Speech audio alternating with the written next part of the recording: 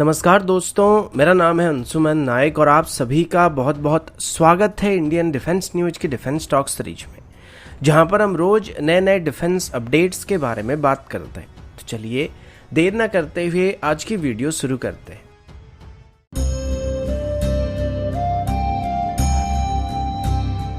आज की पहली अपडेट ड्रोन्स को लेकर, और आप सब जानते हैं कि पिछले कुछ सालों के अंदर इंडियन मिलिट्री में ड्रोन को काफी मात्रा में इंडक्ट किया जा रहा है, जिसमें स्वॉर्म ड्रोन से लेके सर्विलेंस ड्रोन भी शामिल है। ऐसे बैच में कई ड्रोन्स को इंडियन आर्मी में अभी तक शामिल किया जा चुका है। ऐसे ही इसी साल की अप्रैल में भी आर्मी की तरफ से एक RFI को इशू किया गया था, जिसमें सर्विलेंस के लिए ड्रोन्स को खरीदने का प्लान किया गया था। इन ड्रोन्स की बात करें तो इसमें आर्मी की रिक्वायरमेंट के मुताबिक डे नाइट कैमरा मौजूद होना चाहिए, ताकि इसे बोथ डे और नाइट कंडीशन में इस्तेमाल किया सके। और इसमें जो कैमरा होना चाहिए वो 4K रेजोल्यूशन की कैमरा होना चाहिए, ताकि जो इमेज क्वालिटी है वो बढ़िया रहे।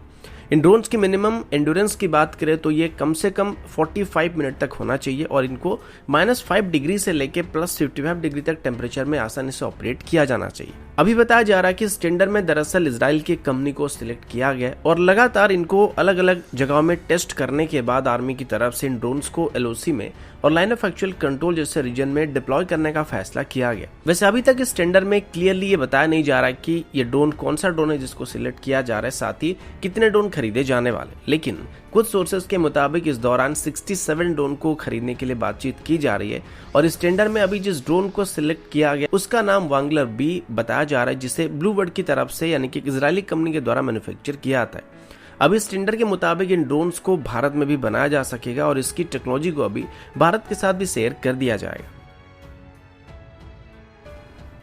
अगला अपडेट म्यांमार को लेके, और आज सुबह जब मैंने ट्विटर ओपन किया था तो उसमें म्यांमार और भारत को लेके कुछ जगहों पे अजीबोगरीब खबर फैल रही थी, जिसमें भारत को ब्लेम करने की कोशिश किया जा रहा था। तो बात कुछ ऐसी है कि 13 जुलाई को म्यांमार की मिनमाक्वा बीच में एक टॉर्पिडो मिला था, जिसकी जांच करने के बाद पता लगा कि वो टॉर्पिडो LWT-XP लाइटवेट कैटेगरी का टॉर्पिडो था, जिसको भारत की तरफ से डेवलप किया गया था और मैन्युफैक्चर किया था। तो ट्विटर में कुछ हैंडल्स इसको लेके भारत को ब्लेम कर रहे थे कि भारत को अपनी वेपन को हैंडल करना अच्छी तरीके से नहीं आता है। और आज म्यांमार के बीच में जाके इंडियन में टॉर्पिडो का मिलने का मतलब ये है कि आगे चल के म्यांमार को भारत से भी खतरा हो सकता है, क्योंकि जो टॉर्पिडो मिला था वो लाइव टॉर्पिडो था। तो कहीं ना कहीं ये सब चाइना की पॉलिसी हो सकती है, लेकिन सच्चाई दरअसल कुछ अलग होने वाली। अब ये बात तो सच है कि जो टॉर्पिडो मिला था वो भारत ने बनाया था, लेकिन इसका म्यांमार के बीच पर मिलने के साथ भारत का कोई भी लेना देना नहीं है, और ना ही वो टॉर्पिडो भारत का है। अब कुछ लोग ये सोचने लगे कि मैं एक तरफ बोल रहा हूँ कि इस टॉर्पिडो को भारत ने बनाया था, तो दूसरी तरफ कैसे बोल रहा हूँ कि वो टॉर्पिडो भारत का नहीं है।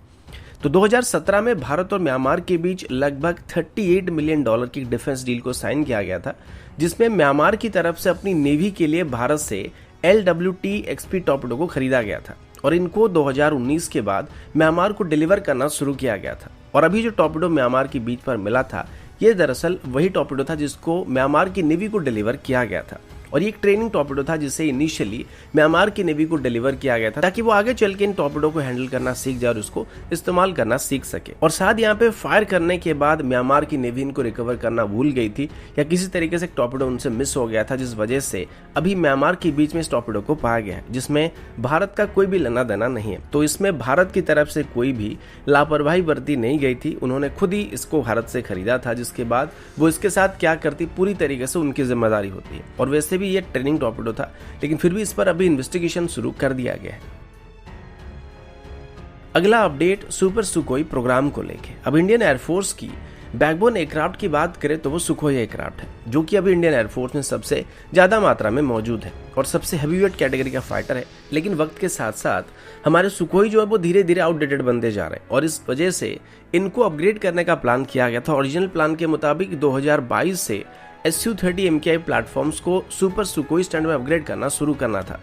और इनिशियल बैच में करीब 150 सुखोई को सुपर सुखोई स्टैंडर्ड में अपग्रेड करने की बात की गई थी। पहले इसमें रशियन सिस्टम लगने वाले थे, जिसमें एक नई AL-41 सीरीज की इंजन, नए एवियोनिक्स सिस्टम और रशियन AESA रडार इसमें लगने वाला था, जो कि शायद इर्विस ई रडार का एक AESA वेरिएंट होने वाला था, और ये करीब करीब Su-35 के स्टैंडर्ड का बनने वाला था। और करीब करीब रशिया की तरफ से क्या किया गया कि Su-35 की जो सब सिस्टम थे उसको भारत की सुखोई के लिए ऑफर किया गया था, लेकिन फिर भारत की तरफ से इसमें इंडियन सिस्टम का इस्तेमाल करने का फैसला किया गया, और HAL की तरफ से अपनी लोकल सब सिस्टम और एवियोनिक्स के साथ इनको अपग्रेड करने का प्रस्ताव दिया गया था। यानी कि एचएएल की तरफ से इंडियन मेड उत्तम एस रडार, तो लार्ज मल्टी फंक्शन डिस्प्ले और नए कॉकपिट लेआउट के साथ साथ कंप्लीटली इंडियन एवियोनिक्स सिस्टम और इलेक्ट्रॉनिक वॉरफेयर सिस्टम के साथ सुखोई इसको अपग्रेड करने का ऑफर दिया गया था। और इसको लेके अभी भी रशिया और भारत के बीच बातचीत चल रहा है, जिसमें इंजन के अलावा बाकी सभी सिस्टम को अपग्रेड किया जाने वाला है और इसमें कोई भी रशियन सिस्टम लगने वाला नहीं है। पर जब से रशिया और यूक्रेन के बीच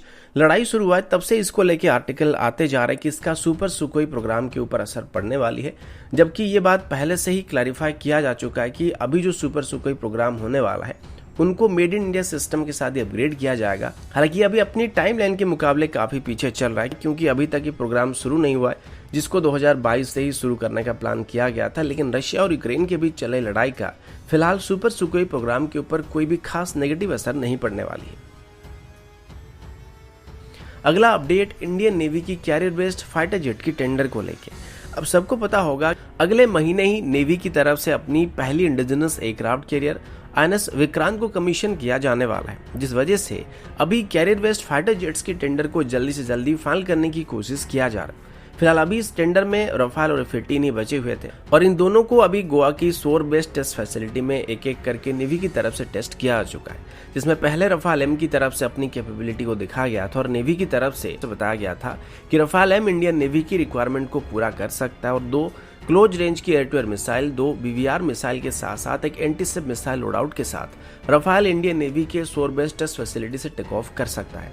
जिससे इंडियन नेवी की कैरियर की मिमिक करने के लिए वहां पर इस्तेमाल किया जा रहा है। जिसके बाद बोइंग की तरफ से बताया गया था कि F-18 की बात करें तो ये रफाल के मुकाबले 4 गुना ज्यादा पेलोड के साथ यानी कि एंटीशिप लोडआउट के साथ टेक ऑफ कर सकता है। यानी कि F-18 यहाँ पे इंडियन नेवी की कैरियर से 4 एंटीशिप मिसाइल के साथ टेक ऑफ कर सकता है, जो कि रफाल के मुकाबले 4 गुना ज्यादा है। पर अभी बताया गया कि गोवा की सोर बेस्ड टेस्ट फैसिलिटी में जो ट्रायल किया गया था उसमें F-18 ने 2 हार्पून मिसाइल के साथ टेक ऑफ किया था, जो कि इंडियन नेवी की रिक्वायरमेंट से फिलहाल तो ज्यादा है। लेकिन यहाँ पर ये बताया नहीं गया था कि 2 एंटीशिप मिसाइल के अलावा इसमें एयर टू एयर पेलोड मौजूद थे या फिर मौजूद नहीं थे। अगर यहाँ पे इसमें air to air missile loadout के साथ 2 एंटीशिप मिसाइल लोडआउट मौजूद थे तो जाहिर सी बात है कि इसमें रफाल के मुकाबले एक एक्स्ट्रा एंटीशिप मिसाइल को कैरी करके हमारे कैरियर से ऑपरेट किया जा सकता है, जो कि अच्छी बात है। लेकिन कहीं ना कहीं बोइंग यहाँ पे अपनी दावे से पीछे हट रहा है, क्योंकि पहले उन्होंने 4 एंटीशिप मिसाइल के साथ टेक ऑफ करने का वादा किया था, जबकि अभी सिर्फ 2 ही मिसाइल के साथ टेक ऑफ कर रहे हैं। तो दोस्तों